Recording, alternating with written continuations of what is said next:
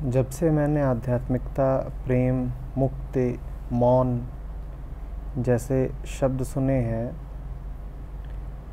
इनको एक परिभाषा दे दी है।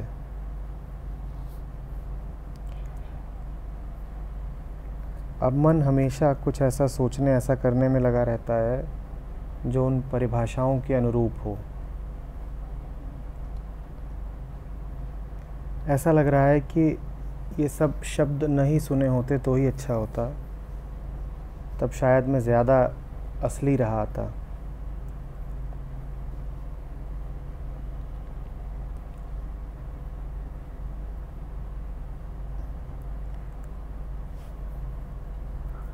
अनुभव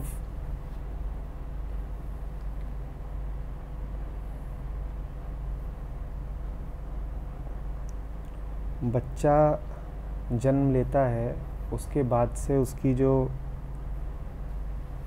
पूरी शिक्षा होती है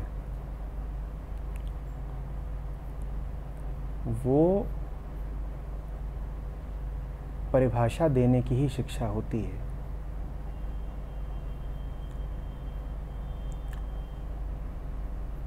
परिभाषा का अर्थ है वो जो है उसका एक मानसिक खाका खींच लेना। परिभाषा ऐसी जैसे मकान का नक्शा, तुम उसमें रह नहीं सकते। मकान के नक्शे में रहा नहीं जा सकता,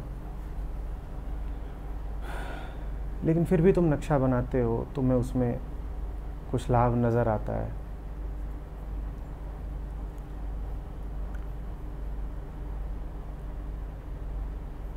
बचपन से ही हजार तरीकों से तुम्हें धारणाएं दी जा रही हैं।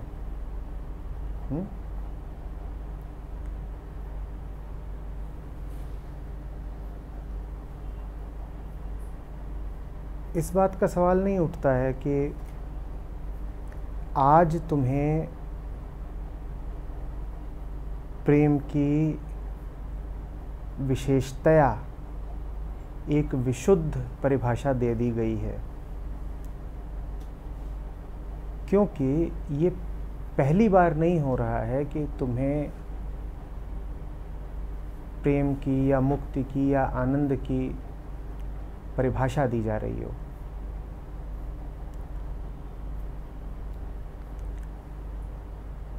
ये परिभाषा तुम्हारे पास पहले से थी, बचपन से थी। मैं कह रहा हूँ बचपन से ही तुम्हें परिभाषाएं थमा दी जाती हैं। हर धारणा एक परिभाषा है, हर मान्यता एक परिभाषा है। तो प्रेम क्या है, इसके बारे में तुम पहले ही बहुत कुछ माने बैठे थे। तुम्हारे अवचेतन में प्रेम पहले से ही परिभाषित था।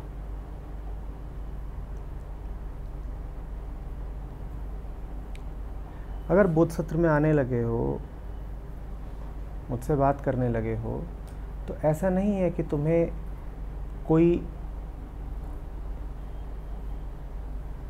नया शब्द दिया जा रहा है।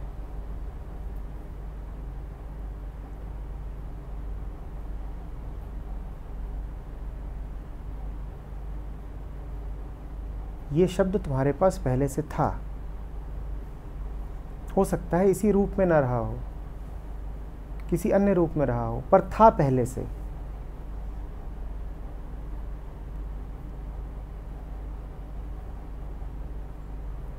मैं तुमसे कभी भी ऐसी किसी बात के बारे में चर्चा नहीं करूंगा जो तुम्हारे पास पहले से मौजूद ना हो।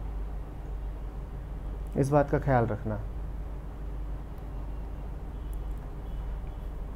मैं तुमसे अगर मुक्ति की बात करूंगा तो इसीलिए क्योंकि मुक्ति की एक परिभाषा तुम पहले ही माने बैठे हो। मैं अगर तुमसे सत्य की बात करूंगा तो वो इसलिए है क्योंकि सत्य क्या है इस बारे में तुमने पहले से ही बहुत ख्याल बना रखे हैं। मैं तुमसे जितनी भी बातें करूँगा वो उन्हीं बारे में करूँगा, उन्हीं विषयों में करूँगा जिन विषयों के बारे में तुम पहले से ही ज्ञानी हो।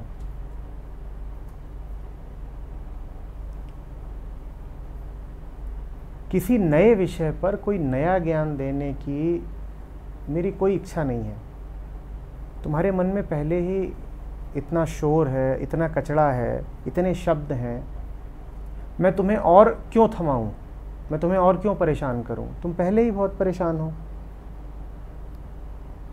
मैं अगर बार बार तुमसे मुक्ति और मौन की बात करता हूं तो इसलिए करता हूं क्योंकि तुमने मुक्ति की एक अवधारणा पहले ही स्थापित कर रखी है।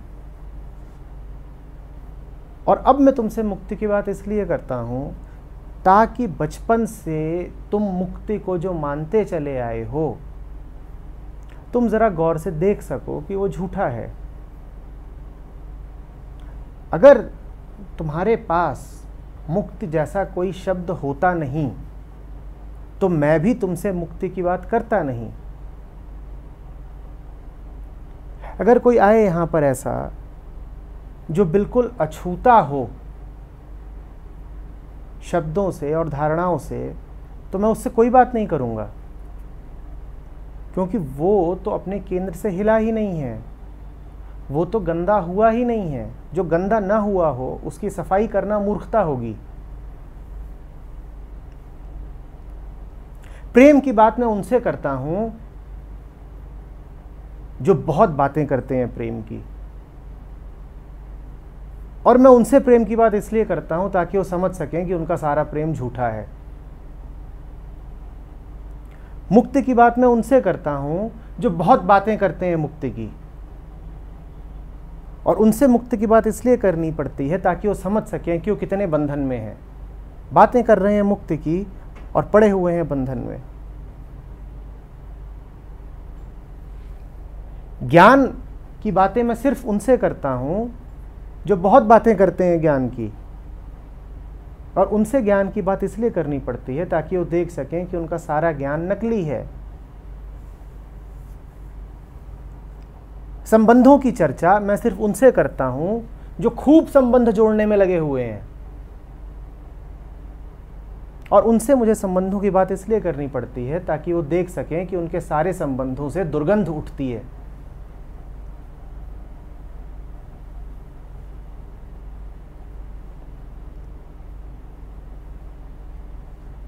बात समझ में आ रही है? कोई खास बात, कोई नई बात तुमसे करने का मेरा कोई इरादा नहीं है। सारी आध्यात्मिकता का चरम बिंदु मौन होता है। तुम अगर पहले से ही मौन में स्थापित हो तो बातें क्यों करें? तुम बैठो, हम बैठें, शांति है, मजे हैं, घूमें फिरें, मौसम बहुत अच्छा है।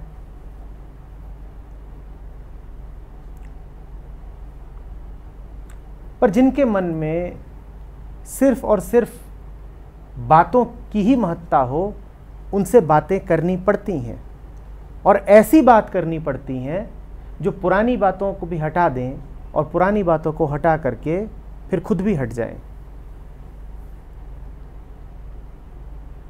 मेरी सारी बातें तुमसे ऐसी ही होती हैं।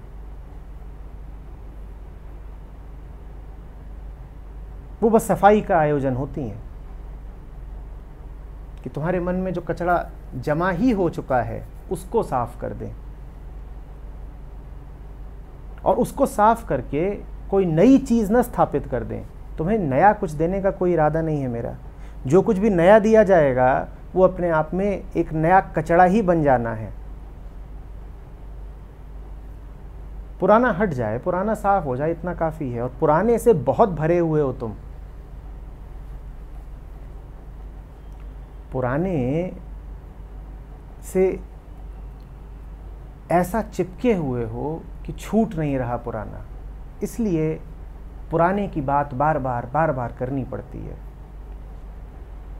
बड़ा अच्छा होता अगर मैं तुमसे पूछता कि अनुभव, जीवन का उद्देश्य क्या है, और अनुभव कहता जीवन का कोई उद्देश्य होता है? पता नहीं, हमने तो ऐसी बात सुनी नहीं और हमें तो ये सवाल उठता ही नहीं। मैं बड़ा आनंदित होता, मैं अनुभव से आगे कोई बात ही नहीं करता। पर अभी तो स्थिति ये है कि मैं अगर अनुभव से पूछूं कि अनुभव जीवन का उद्देश्य क्या है, तो अनुभव मुझे 10 बातें गिना देगा कि ये सब हैं जीवन के उद्देश्य। और ये 10 बातें अनुभव को मिली कहाँ से? ये 10 बातें वो हैं जो अनुभव ने घर पे सुनी, स्कूल में सुनी, मीडिया से सुनी, इधर उधर से जानी। और अनुभव खूब ज्ञानी है। अनुभव ये सारा कचरा इकट्ठा करके खूब ज्ञानी हो चुका है कि जीवन का ये सब उद्देश्य है। जीवन का उद्देश्य है इसको खुश रखो, जीवन का उद्देश्य है ये पालो, जीवन का उद्देश्य है यहाँ पहुँच जाओ। चूँकि अनुभव के पास ये सारी परिभाषाएं मौजूद हैं, इसलिए ज़रूरी है कि मैं उन सब परिभाषाओं की चर्चा करूं। अन्यथा जीवन के बारे में क्या बोला जा सकता है? जीवन के बारे में जो कुछ भी बोला जाएगा भ्रांतिपूर्ण ही होगा। जीवन में ऐसा है क्या जिस पर एक शब्द भी बोला जा सके? जीवन कुछ है ही नहीं। कोई शब्द जीवन तक पहुंचेगा ही नहीं, क्योंकि पहुंचने के लिए जीवन जैसा कुछ है ही नहीं। शून्य है जीवन, और साथ ही साथ इतना विराट है कि किसी शब्द में समाएगा नहीं। तो कोई जीवन के बारे में क्या बोले? पर जीवन के बारे में इतना कुछ बोलना पड़ता है। दिन रात बोलता हूं, इसलिए बोलता हूं क्योंकि तुम्हारी नज़रों में जीवन बहुत कुछ है। तुम्हारी नज़रों में जीवन जो कुछ है उसका काटा जाना, गिराया जाना अति आवश्यक है।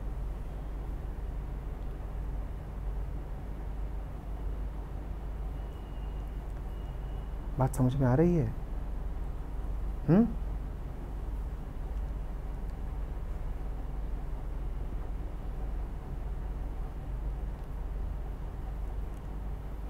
पुराना हटे तो ज़रूरी नहीं है कि उसकी जगह कोई कुछ नया आकर के बैठ जाए। बिल्कुल भी ज़रूरी नहीं है। कोई नई परिभाषा तुम्हें नहीं दी जा रही। परिभाषाएं देने वाले दूसरे लोग थे, दूसरे स्रोत थे, दूसरी ताकतें थीं, और उन्होंने तुम्हें खूब परिभाषाएं दे ही दी हैं। मैं उनमें से नहीं हूं। जिस दुनिया से तुम परिभाषाएं लेके आ रहे हो, मैं उस दुनिया का हूं ही नहीं। तुम्हारा दुश्मन नहीं हूं कि तुम्हें और नई नई बातें सिखा दूंगा। मैं तुमसे तुम्हारी पुरानी बातें छीन रहा हूं, क्योंकि वही जहर है तुम्हारा। उन्हीं के कारण दबे और डरे हुए रहते हो। उन्हीं के कारण आज तक खिल नहीं पाए हो। उन्हीं के कारण आज तक अपनी पूर्णता को नहीं पा पाए हो। उन्हीं के कारण मन बेचैन रहता है। उन्हीं के कारण दुविधा रहती है, आशंका रहती है। उनका हटना बहुत ज़रूरी है, और वही मेरा काम है।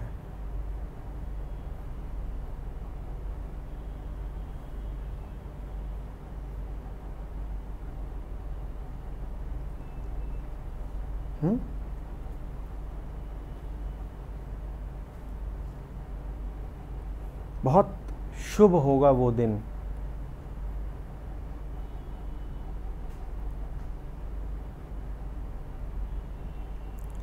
जब ये सब छोटे बड़े शब्द तुम्हारे मन से विलुप्त ही हो जाएं।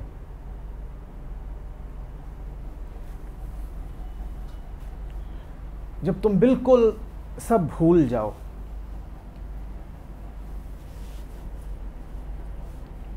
न तुम्हें दूसरों की कही याद रहे, न मेरी कही याद रहे। बहुत शुभ होगा।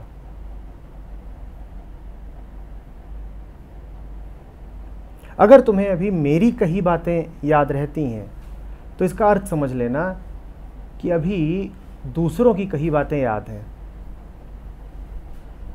क्योंकि मेरी कही बात अपने आप में कुछ होती नहीं, वो तो सिर्फ जो पुरानी बातें हैं उन पर चोट करती हैं। मेरी कही बातों का एक ही प्रयोजन होता है कि वो पुरानी बातों से जा कर के संघर्ष करें, उन्हें काट दें, उन्हें गिरा दें। और जब तक पुरानी बातें कायम हैं तब तक मेरी बातें कायम रहेंगी, मात्र तब तक। तो अगर तुम्हें मेरी कही बात याद रहती है तो इसका अर्थ यही है कि अभी संघर्ष चल रहा है तुम्हारे भीतर।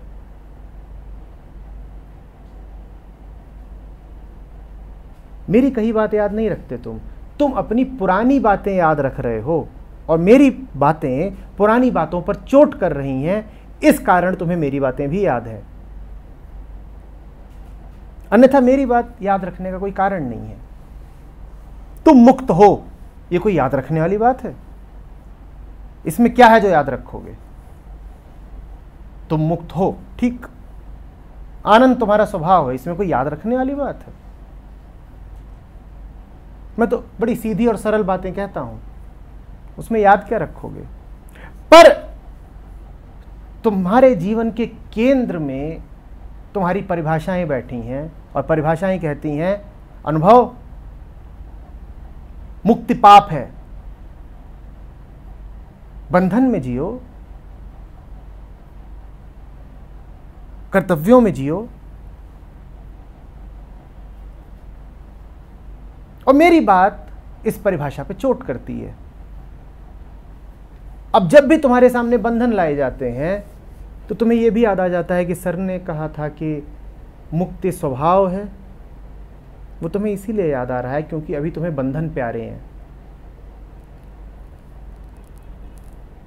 जिसे बंधन प्यारे नहीं रहेंगे वो मुक्ति की सारी बातें भूल जाएगा।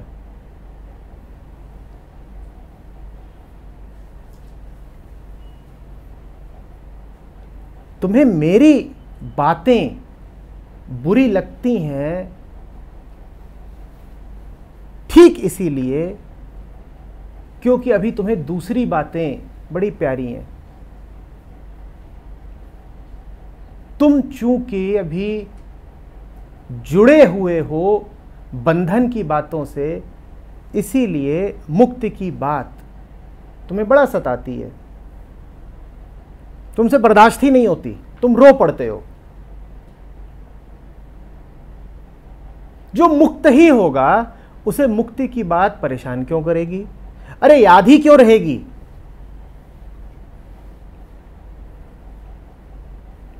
क्यों याद रहेगी? किसी को यह तक तो याद रहता नहीं कि उसे सांस लेनी है, या किसी को याद रहता है?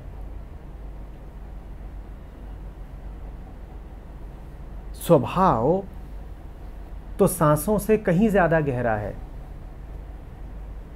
उसको कोई याद क्यों रखेगा? सांस कोई बातचीत की चीज है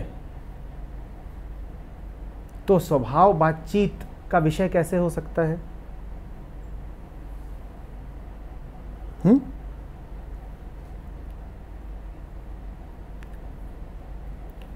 तुमसे मुझे जब भी बात करनी पड़ेगी तो इसी कारण करनी पड़ेगी कि कुछ गड़बड़ हो गई है, कोई बीमारी है। अन्यथा बातचीत का कोई कारण नहीं है, मौन पर्याप्त है। क्या बात करें?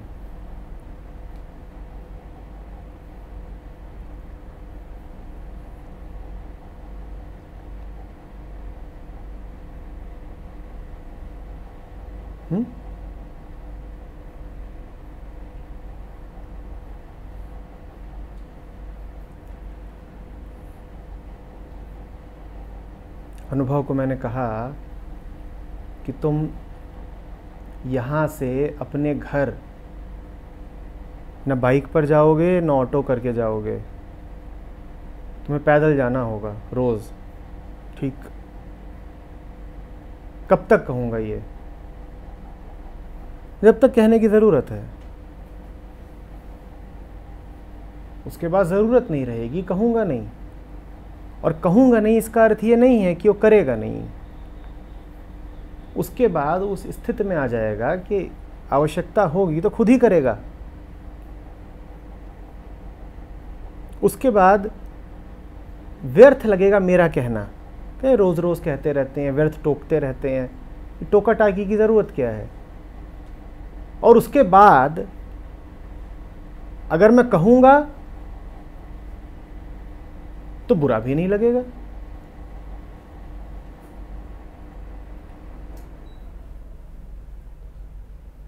बुरा तभी तक लग रहा है जब तक पाँव पाँव चलने में कष्ट होता है, और पैदल चलने में कष्ट तभी तक है जब तक बीमारी है।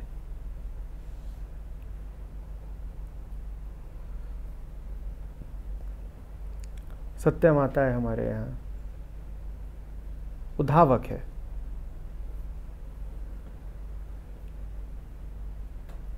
पहली बात तो ये कि मुझे उसे कहने की ज़रूरत नहीं है कि तू थोड़ा पैदल भी चल ले, कहूँ क्यों। और दूसरी बात, अगर मैं कहूँ भी तो उसे ये सुनने में कोई तकलीफ नहीं है, वो कहेगा ठीक है आप कहते हो तो चले लेते हैं। मुझे कहने की ज़रूरत नहीं और उसे सुनने में तकलीफ नहीं। तुम्हें मेरी बातों से अगर तकलीफ होती है तो समझ जाओ कि अभी तुम सत्यम नहीं, अनुभव जैसे हो। तुम्हारे मन पर खूब बोझ है अतीत का, तुम्हारे मन पर खूब व्यर्थ बोझ है अतीत का। इस बोझ को हटाने की जरूरत है।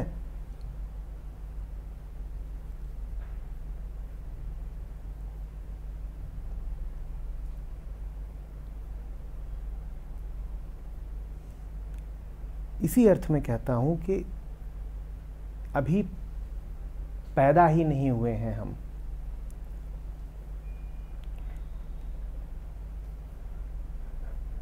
अभी तो हम बस इधर उधर से संकलित आयातित विचारों और वस्तुओं का संकलन मात्र हैं।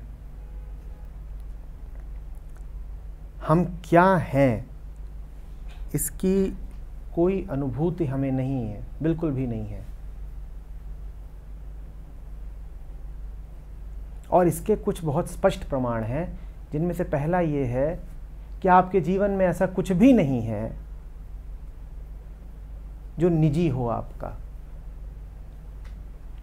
आपकी ज़िंदगी में एक एक घटना ठीक वही घट रही है जो करोड़ों अरबों दूसरों की ज़िंदगी में घट रही है, और आपकी ज़िंदगी में आगे भी क्या घटना घटने वाली है वो अभी से बताया जा सकता है। यहाँ बैठे बैठे बताया जा सकता है कि अगले 5-10 साल में आपकी ज़िंदगी में और क्या क्या हो जाएगा, क्योंकि आपकी ज़िंदगी में ठीक वही सब होना है जो हज़ारों करोड़ों अरबों दूसरे लोगों की ज़िंदगियों में हुआ है। आप अभी पैदा ही नहीं हुए हो, आप हो ही नहीं, आपका कोई अस्तित्व तो नहीं है।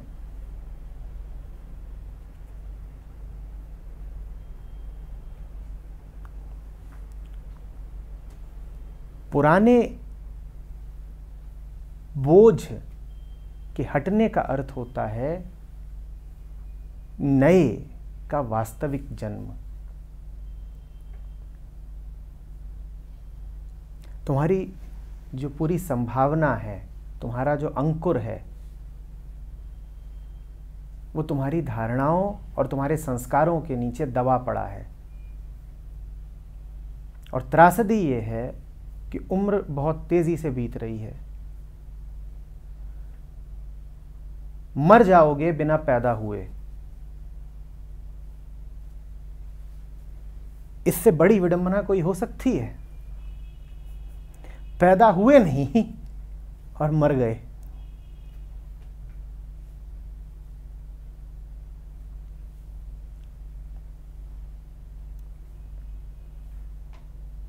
मौत का स्मरण इसीलिए कराता हूं बार बार। पैदा होने में और देर मत करो। मौत पूछ कर नहीं आएगी।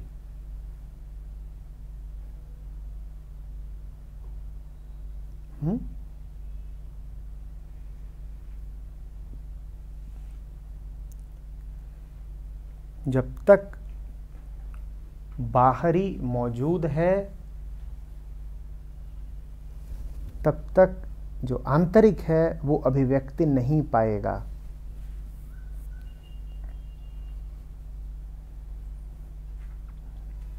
आंतरिक अभिव्यक्ति पाने के लिए सदा प्रस्तुत है, सदा तैयार है, वो हमेशा उपलब्ध है, वो कभी जाता नहीं। बस तुम उसका साथ दो।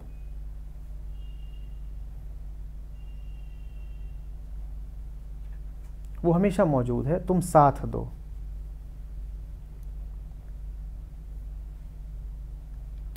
और साथ ही साथ जो बाहरी है वो गिरने और हटने के लिए लगातार तैयार है, बस तुम उसका साथ छोड़ दो।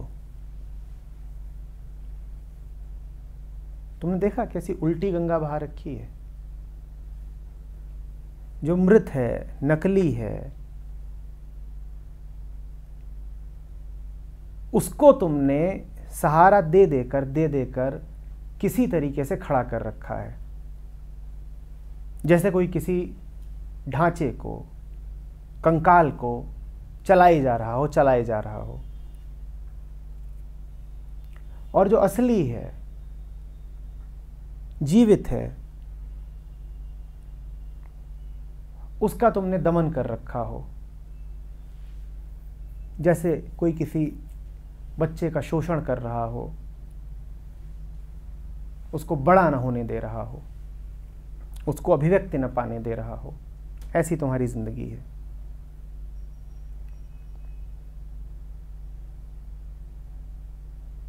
हम बड़े गहरे में मृत्यु के पुजारी हैं और जीवन से हमें डर लगता है। जो कुछ भी मरा हुआ है और खत्म है, जीर्ण शीर्ण है, हम उसकी उपासना करते हैं, हम उसे तिरोहित नहीं होने देते। और जो कुछ भी असली है, जो कुछ भी ऐसा है जिसका दिल धड़क रहा है, उसकी हम उपेक्षा करते हैं। हमारे घर ऐसे हैं जैसे किसी घर में लाशें ही लाशें भरी हुई हों और उस घर के लोग उन लाशों को जलाने को तैयार ना हो और उस घर में दुर्गंध ही दुर्गंध फैल गई हो। ऐसे हैं हमारे घर, लाशें ही लाशें हमारे घरों में भरी हुई हैं और हम उन लाशों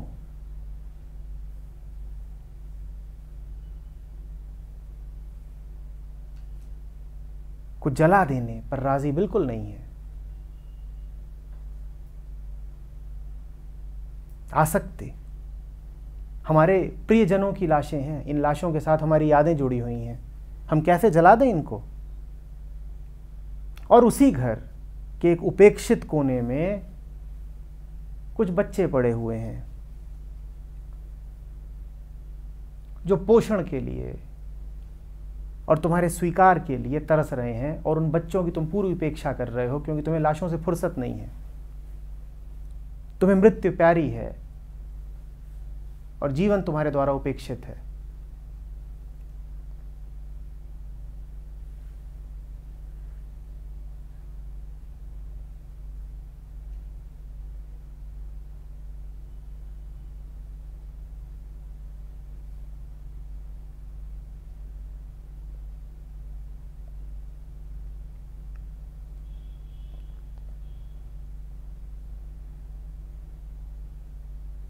बात आ रही समझ में?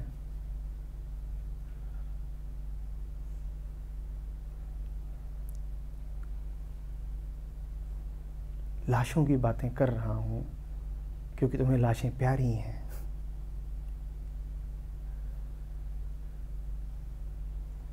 बच्चों की बातें कर रहा हूं क्योंकि तुम्हारे द्वारा बच्चे उपेक्षित हैं। अन्यथा कोई वजह नहीं है कि इन विषयों की चर्चा की जाए।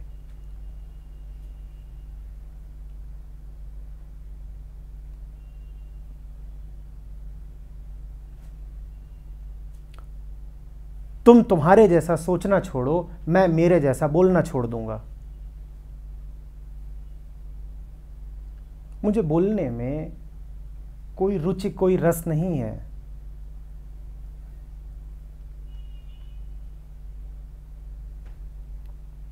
मेरा बोलना तो बस इस स्थिति के प्रति मेरा एक समुचित उत्तर है। बोल रहा हूं क्योंकि अभी स्थिति ऐसी है, यही सम्यक है कि बोलूं। स्थिति बदल जाएगी, क्यों बोलूंगा?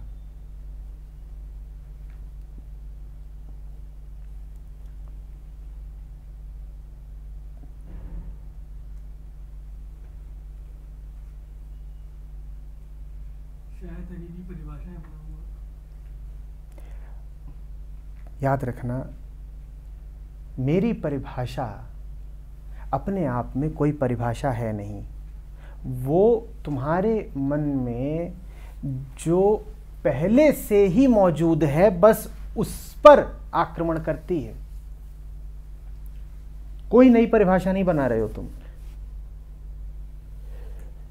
मेरे शब्द बस तुम्हारे मन में पूर्व मौजूद शब्दों के संदर्भ में हैं। ये बात पहले भी कही थी, फिर दोहरा रहा हूं। मेरी बात याद अगर रह रही है तो उसकी सिर्फ एक वजह है कि तुम्हें पुरानी बातें याद हैं। ये मुझसे कई लोगों ने कहा है कि आप जो बोलते हैं हम उसको भी एक नई धारणा, एक नई परिभाषा बना लेते हैं। मैं उन सबसे कह रहा हूं, मेरी बातें ऐसी हैं ही नहीं कि उन्हें तुम परिभाषा के दायरे में रख सको, रख ही नहीं सकते।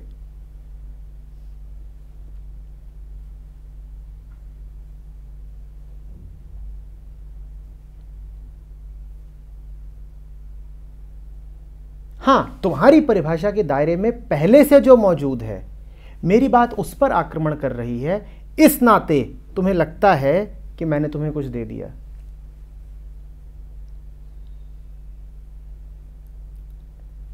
बात समझ में आ रही है? ऐसे समझ लो कि तुम्हारे पास बहुत सारी पुरानी गंदगी मौजूद हो।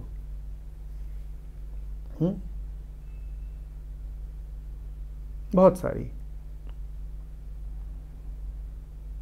और वो तुम्हारी परिभाषा तुम्हारे दायरे के भीतर आती है। मान लो वो सब कुछ तुम्हारे कमरे के भीतर रखी है, वही दायरा है, और मैं तुम्हें आग दे रहा हूं। मैं तुम्हें आग दे रहा हूं। आग अपने आप में कुछ होती नहीं। क्यों नहीं होती? क्योंकि आग का अस्तित्व मात्र ईंधन के अस्तित्व के होने तक है। आग अपने आप में कुछ नहीं है। जहां जलने के लिए कुछ है, आग सिर्फ वहीं पाई जाएगी, अन्यथा आग पाई नहीं जा सकती।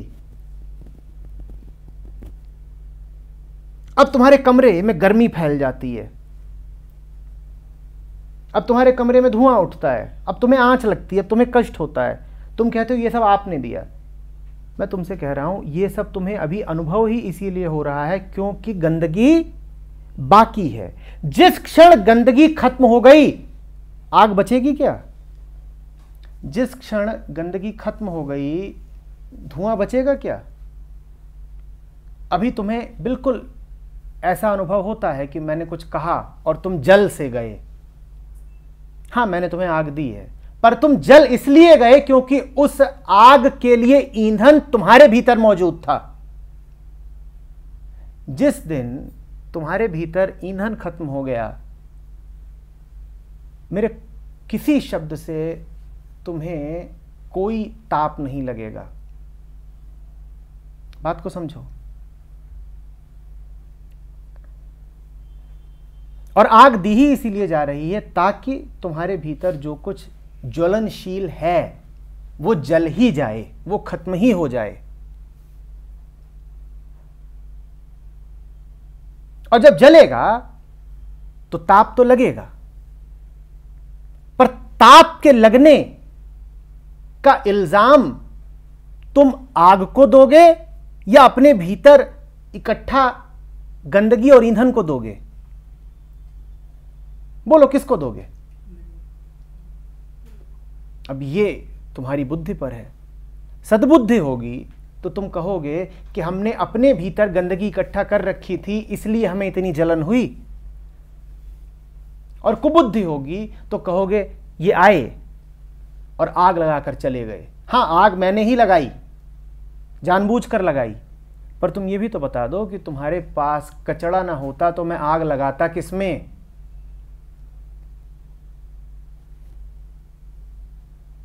और अगर मैंने आग लगा दी तो कचड़ा कम कर दिया या बढ़ा दिया? बोलो। कम कर दिया। अगर कम कर दिया तो अगली बार आग लगने की संभावना कम कर दी या बढ़ा दी? कम कर दिया। तो अगर आग लगाता ही रहा तो एक दिन ऐसा भी आएगा कि फिर आग नहीं लगा पाऊंगा। मैं उसी दिन की प्रतीक्षा में हूं कि एक दिन ऐसा भी आए कि तुम्हें बुरा लगना ही बंद हो जाए, और वो आएगा। क्योंकि बुरा, मैं दोहरा रहा हूं, तुम्हें मेरे शब्दों से नहीं लगता, अपने अहंकार के कारण लगता है। मेरे शब्द जब कहीं चोट करते हैं तब ना बुरा लगता है। चोट कहां करते हैं? अहंकार पे चोट करते हैं। चोट कर करके अहंकार को गिर जाना है। उसके बाद क्यों बुरा लगेगा? उसके बाद क्या जलेगा? उसके बाद कहां से उठेगा ताप और धुआं?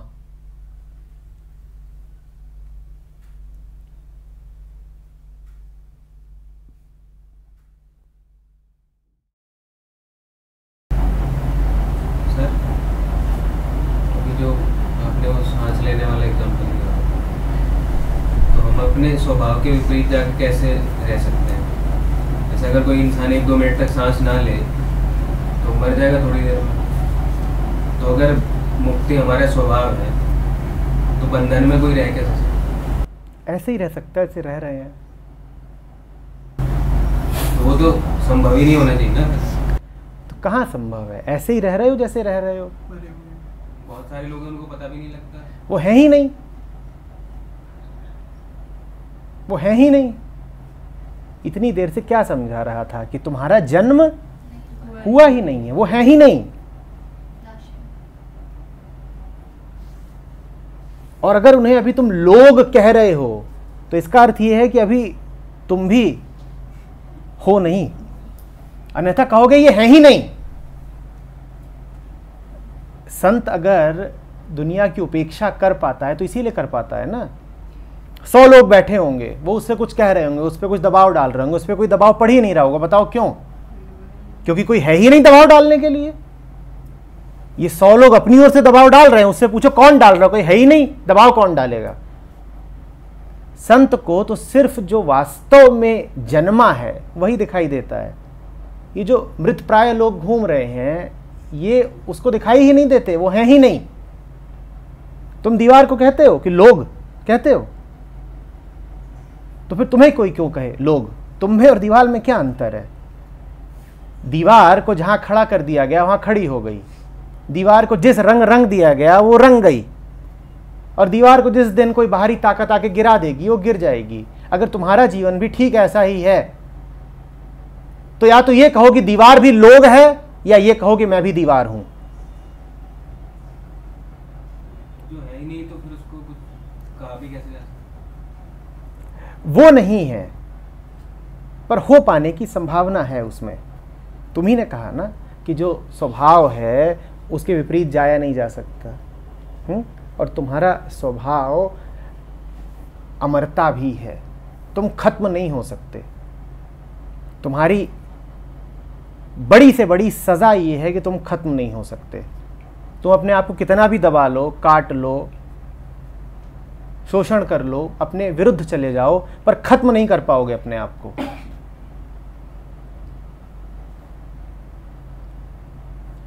खत्म नहीं कर पाओगे अपने आप को।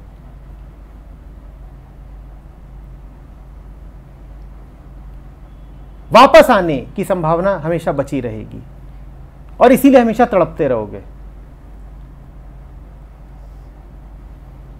जिन्हें अध्यात्म समझ में नहीं आता उन्होंने तो खुद अपने आप को गहरी से गहरी सजा दे दी है।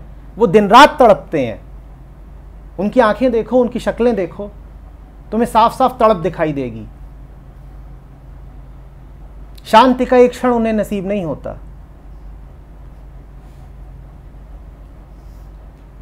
दीवार, जैसा हम दीवार को जानते हैं, अचेतन है, दीवार को तो अगर 2 रंगों में रंग दिया गया है तो उससे दीवार को कोई कष्ट होगा नहीं। पर तुम्हारे साथ जब यह होता है कि दुनिया तुम्हें जिस रंग में रंगना चाहती है रंग देती है, तो तुम्हें बड़ा गहरा कष्ट होता है, बड़ा गहरा कष्ट।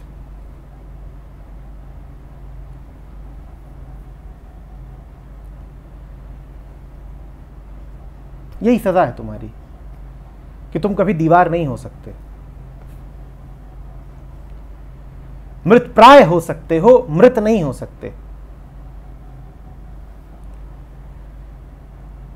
अर्धचेतन हो सकते हो, पूर्णतया अचेतन नहीं हो सकते।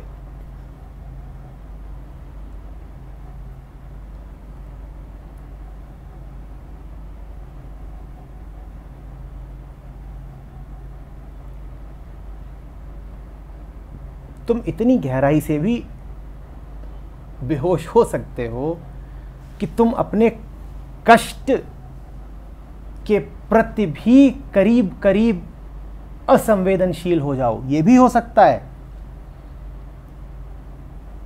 लेकिन जब तुम अपने कष्ट के प्रति इतने असंवेदनशील हो जाते हो तो तुम्हें आनंद का अनुभव होना भी बंद हो जाता है। यही सजा है तुम्हारी।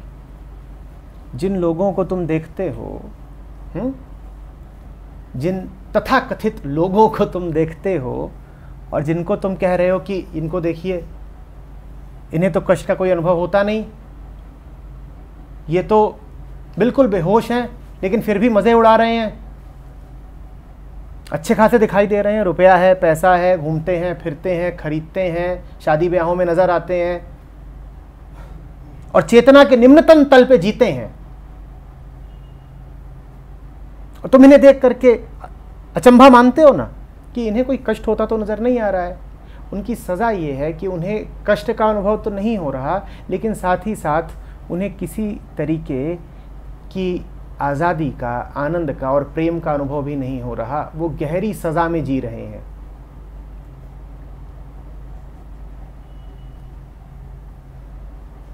उनको देख के ये मत मान लेना कि ये देखो, ये तो दोनों ओर से मज़े में है, मज़ा भी लिया और सज़ा भी नहीं मिली। ऐसा होता नहीं। ये जो मज़ा लेते लोग दिखाई दे रहे हैं, इन्हें बड़ी सज़ा मिल रही है। इन्हें वो नहीं मिल रहा जो जीवन का अमृत है, जो जीवन का रस है, और यही उनकी सज़ा है।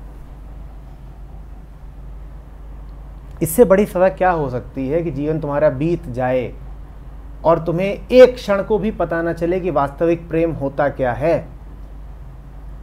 इससे बड़ा नर्क और क्या हो सकता है। यही सजा है उनकी। इसी को तो संतों ने कहा है ना, हीरा जन्म अमोल था, कौड़ी बदले जाए।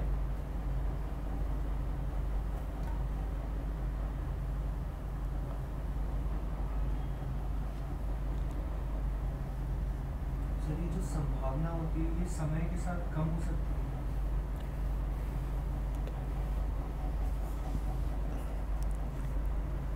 संभावना समय के साथ कम नहीं होती। तुम समय के साथ संभावना से दूर जा सकते हो। तुम ने एक ही बात नहीं है। तुम्हें ऊपर एक हवाई जहाज उड़ता दिखाई देता है और तुम्हें बहुत छोटा सा दिखाई देता है। इसका अर्थ ये नहीं है कि उसका आकार कम हो गया है। इसका अर्थ यही है कि तुम उससे बहुत दूर आ गए हो। एक ही बात मत समझ लेना। आकार वही है, तुमने दूरी बढ़ा ली है।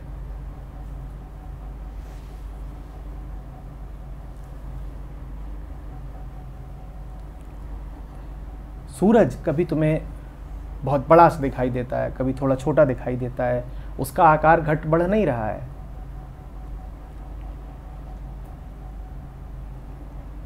तुम्हारी स्थिति पर निर्भर करता है कि तुम्हें क्या कैसे दिख रहा है।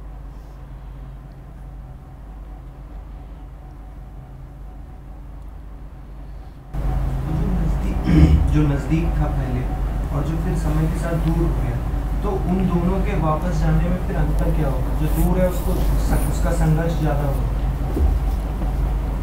जो दूर है अगर वो वही रहेगा जो दूर हुआ, तो उसे ठीक उतनी ही दूरी तय करनी पड़ेगी जितनी दूर वो आया।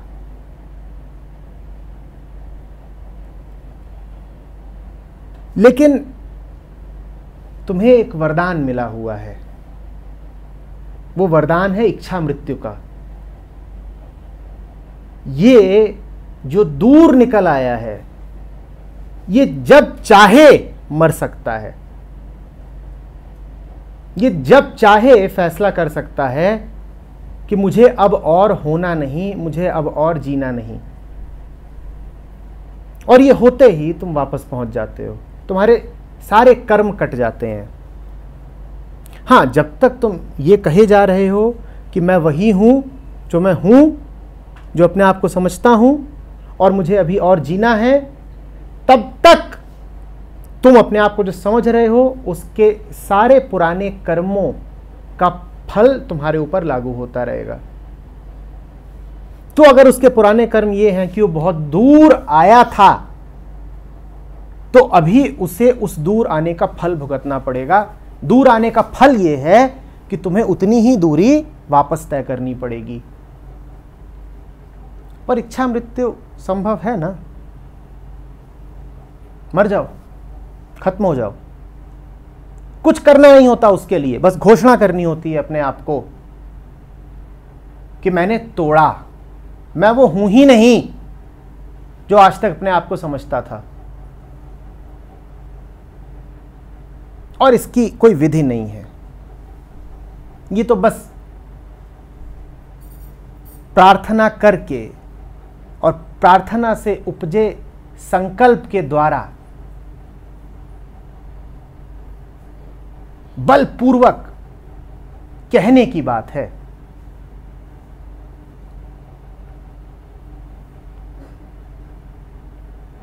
कि बहुत हुआ, मैंने तोड़ा।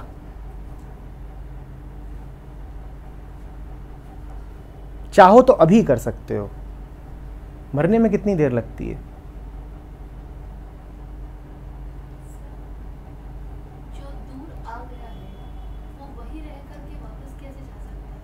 जो दूर आ गया है उसी के लिए कह रहा हूं कि उसे मरने का वरदान प्राप्त है, वापस जाने का नहीं।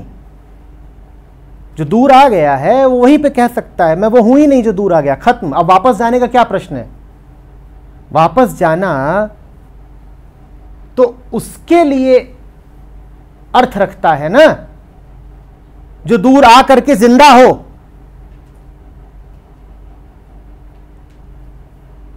वापस जाने का कोई प्रश्न ही नहीं, कोई अर्थ ही नहीं, कोई बात ही नहीं कि अब तो इतना हमने कर्मफल इकट्ठा कर लिया है तो धीरे धीरे कर्मफल काटेंगे, जिम्मेदारियां निपटाएंगे, तब वापस पहुंचेंगे। जो दूर आ गया था हमने खत्म किया उसको, अभी जा। आप जो बोलते हो कि पे द प्राइस, जो कर्मफल है, ये उनसे बोलता हूं जो व्यापार में बड़ा यकीन रखते हैं। जो असली आध्यात्मिक आदमी है वो खरीद फरोख्त करता नहीं कि कीमत अदा करे फिर कुछ खरीदे कि ये करे और वो करे। वो कहता है एक झटके में जो बड़ी से बड़ी कीमत है वही अदा किए देते हैं। बड़ी से बड़ी कीमत क्या है? कीमत अदा करने वाले की ही कीमत दिए देते हैं। लो, अपनी जेब से निकाल के क्या दें, अपना सर ही काट के रखे देते हैं। लो, तो जब मैं कहता हूं पे द प्राइस, कीमत अदा करो, उसका अर्थ क्या है तुम्हारे ऊपर निर्भर करता है। तुम्हारी अभी और बचे रहने की इच्छा है तो तुम्हारे लिए पे द प्राइस का अर्थ होगा कि जरा थोड़ा थोड़ा प्रायश्चित करते चलो। और उस थोड़े थोड़े प्रायश्चित से ये भी कह देता हूं कुछ होना नहीं है, क्योंकि तुम इतनी दूर आ चुके हो कि छोटी मोटी कीमतें अदा करके वापस कभी नहीं पहुंच पाओगे। एक ही कीमत है जो अदा की जा सकती है, वो है तुम्हारे सर की। पूरी कीमत दो और पूरी मुक्ति पाओ। छोटी मोटी आंशिक कीमतें अदा करने से कुछ होगा नहीं। हाँ ठीक, मन लगा रहेगा, बहाना बना रहेगा कि देखो हम भी थोड़ा बहुत तो कर ही रहे हैं ना। ऐसा नहीं कि हमें मुक्ति नहीं चाहिए, ऐसा नहीं कि हम बिल्कुल ठंडे आदमी हैं, हम भी कुछ तो करते ही हैं ना। सप्ताहांत में मंदिर जाते हैं कि नहीं जाते हैं? थोड़ा बहुत हम कर रहे हैं, थोड़ी बहुत कीमत अदा करते हैं, वहाँ जा कर के और डब्बे में गुप्त दान कर आते हैं, कीमत अदा कर दी, से कुछ होता नहीं है।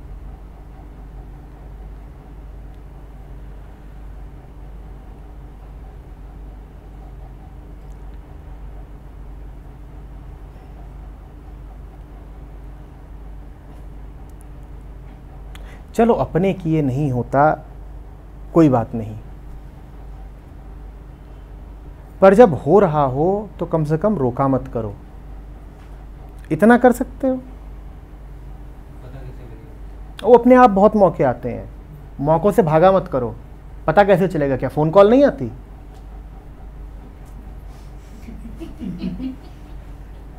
ऐसा मासूम बन रहा है, पता कैसे चलेगा? बताने वाले बताते हैं, फोन कर करके बताते हैं। कम से कम भागा मत करो। खुद नहीं होता तो जो कोई दूसरा तुमसे करवा रहा है उसका विरोध मत करो।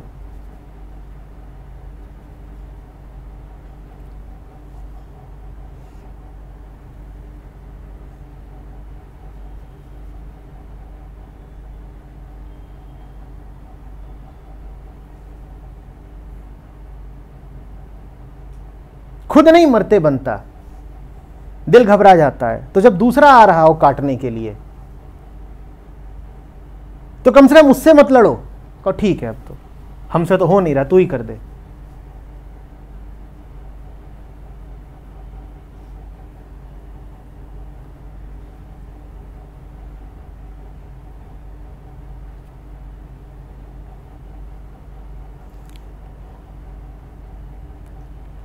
पर तुम्हें अभी जीना है, जीविशा गहरी है। अभी तो हमें ज़िंदगी देखनी है, अभी तो कुछ हुआ नहीं, अभी तो जवान है, शादी ब्याह, ये तो बच्चे अच्छे आएंगे, अभी तो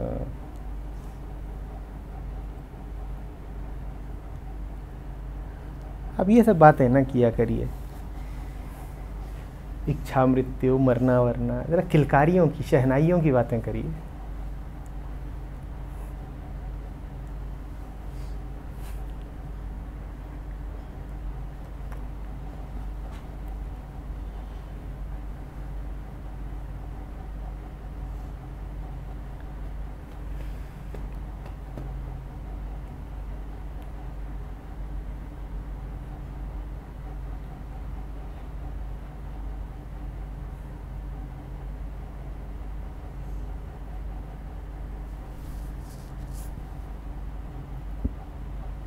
अगर इस वक्त फ़ोटो खींची जाए आपके चेहरों की तो ऐसी सघन मायूसी है, ऐसी सघन मायूसी है कि बिल्कुल स्पष्ट है कि बोलना व्यर्थ है। ये तो छोड़ दो कि आप मरने को उत्सुक हो, कोई मारने आए तो आप उसको मार दोगे। आपकी ये हालत है अभी।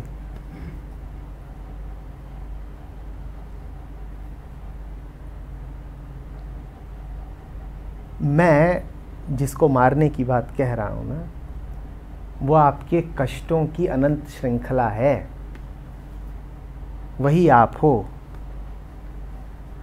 आपका जीवन कुछ नहीं है, पल प्रतिपल दुख है। मैं उसके खत्म होने की बात कर रहा हूं। पर बेहोश इतने हो कि उस दुख का अंदाज़ा नहीं है।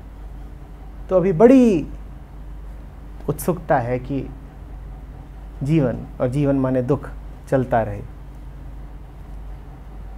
चेहरे पे खौफ है अभी बिल्कुल एकदम।